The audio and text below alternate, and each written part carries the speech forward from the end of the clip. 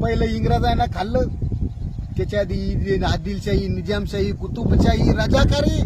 अरे 1000 वर्ष या गोरगरीब मातीची सेवा करणाऱ्या शेतकऱ्यांना साऱ्यांना खाल्लं.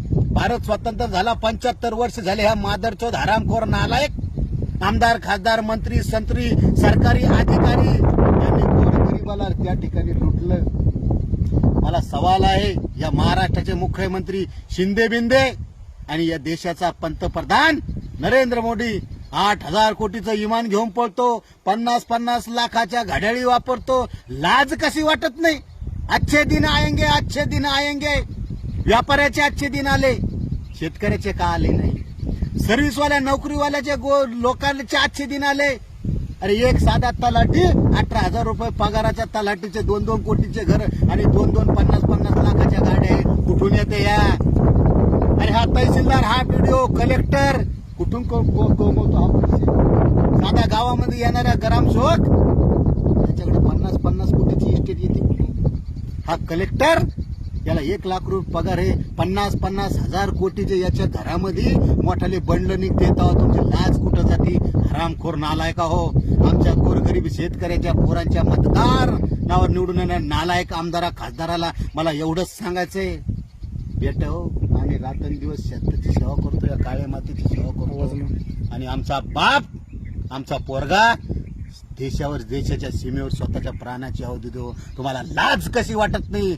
हरामखोर भाडव्या हो. आमच्या मतदानावर तुमच्या लेकरा, तुमच्या बायकाला, पोराला साड्या घेऊन 5-5 कोटीची गाडी घेता आणि आम्हाला शेतकऱ्याला कर्ज काढायचं 2-2 महिने सातबारे घेऊन उभा करताल. तुम्हाला लाज कशी वाटत नाही? इंग्रजाच्या पोटच्या हो. अरे इंग्रज बरे, ते निजाम बरे, अरे ते औरंगजेब बरा, ते इंग्रजांना रेल्वे काढली.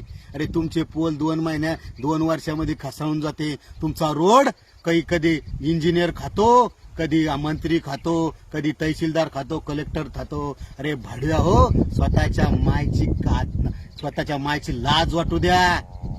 ज्या 7 लाख क्रांतीवरील स्वतःच्या प्राण्याची आहुती या भारत मातेला, महाराष्ट्राला, या मराठवाड्याला स्वतःचा रक्ताचा सडा वाहून या भारत मातेचं स्वातंत्र्य अबाधित केलं. लाज धरा. भगतसिंग 23 वर्षे फासावर गेला. कशासाठी? यासाठी. हरामखोरा हो, नालायक. आणि 1 कोटी, अरे 1% लोकांकडे 70% इस्टेट आली कुठून? अति श्रीमंत होतोय, गरीब होतोय. मी सरकारला एकच सांगतो, आज मराठा आरक्षणासंदर्भात तुमच्या पायाखालची मातूस सरकली. उद्या हा शेतकरी दांडके घेऊन तुमच्या घरात जावा घुसन ना, आणि तुमच्या लेकरा बाळाला बाहेरून हिसाब विचारण. अरे आम्ही उलटे आवतो आणतो का? आमचं कर्ज फिटायला तयार नाही, आम्हाला 4x4ची खोली बांधायला पैसा उरत नाही. अरे शेतकऱ्याच्या पोराकडे 10 रुपये तंबाखूचा पैसे घ्यायला राहत नाही. तुमच्याकडून आले कुठून? आमचं मतदान घेताना. अरे भाड्या हो, आमचाच टॅक्स घेता, आमचं GST घेता आणि आम्हाला शहाणपणा चोटता करे.